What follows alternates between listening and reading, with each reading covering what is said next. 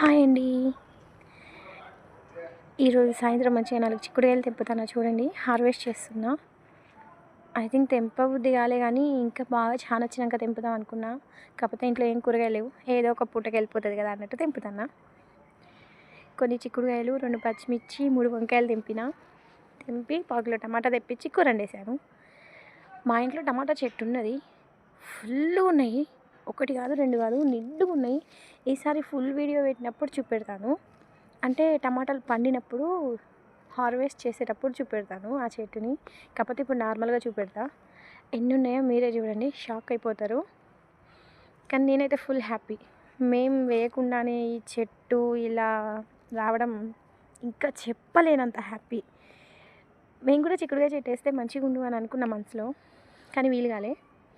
అందుకే దానంతట అదే మాకు దేవతలాగా వరం ఇచ్చినట్టు వచ్చేసింది. ఇక వండేస్తున్నానండి వంట అయితే. ఎందుకంటే ఇప్పుడు సాయంత్రం అయింది, ఎట్లయినా సరే కూర వండాలని 3 వంకాయలు తెంపిన.